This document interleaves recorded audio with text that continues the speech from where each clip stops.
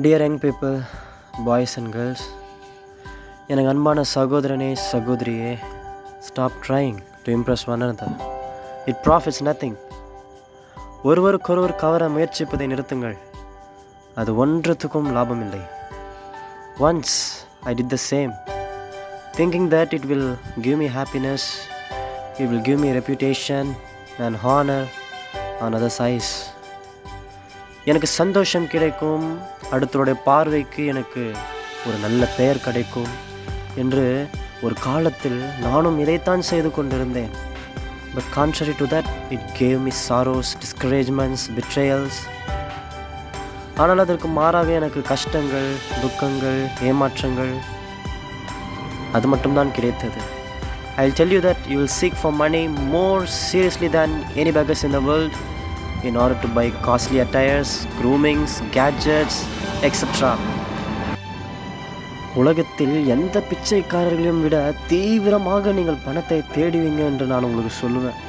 பல வண்ண துணிமணிகள், பல விலையேற பெற்ற பொருட்கள், கேட்ஜெட்ஸ்லாம் வாங்கணும்னு சொல்லி, thinking that you will get good impression on others' eyes, not knowing it's an abomination on God's eyes.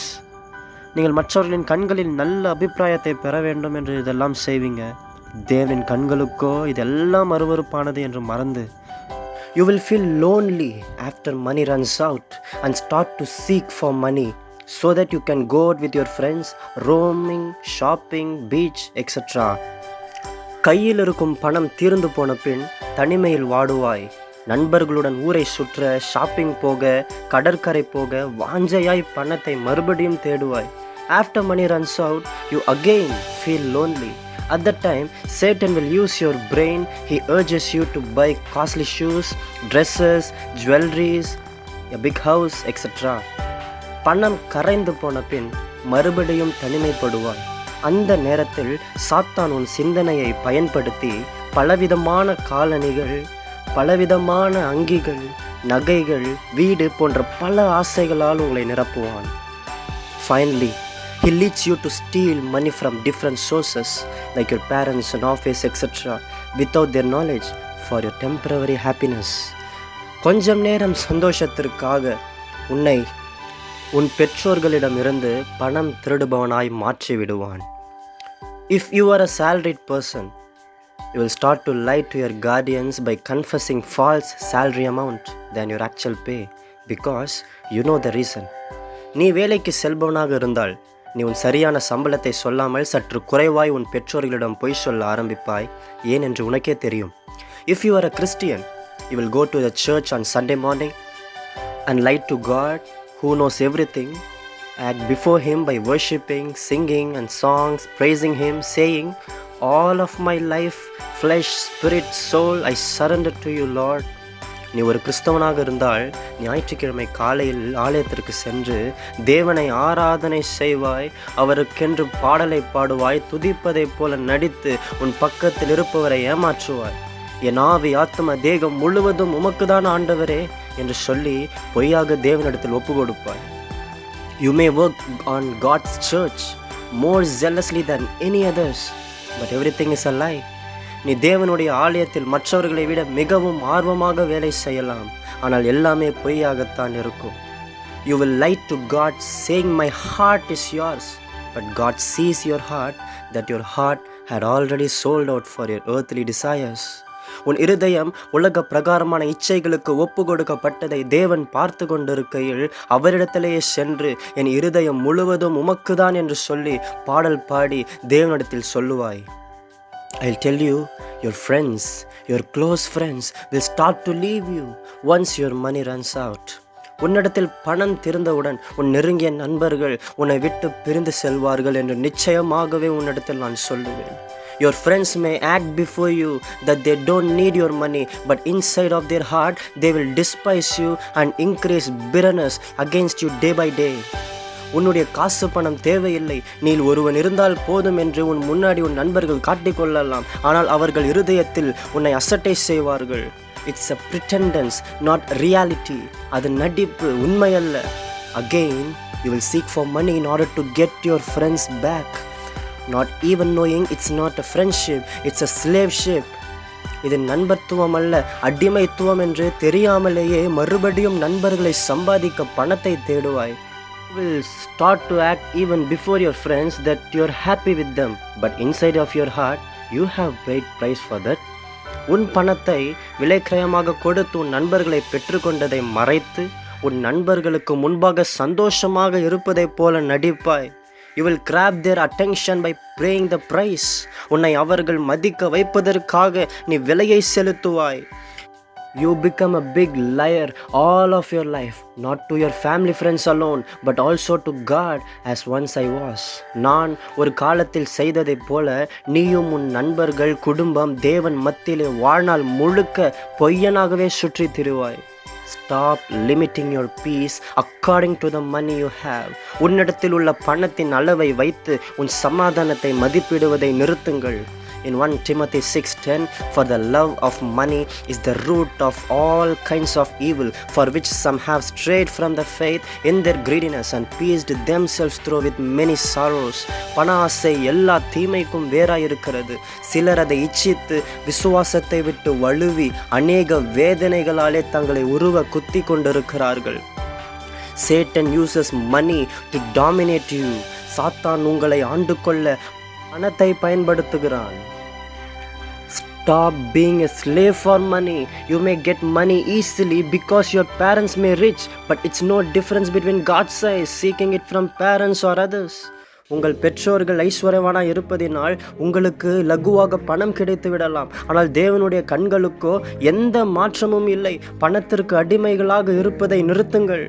How long you are going to be slave to the selfishness which nowadays calls as friendship, which seeks its own?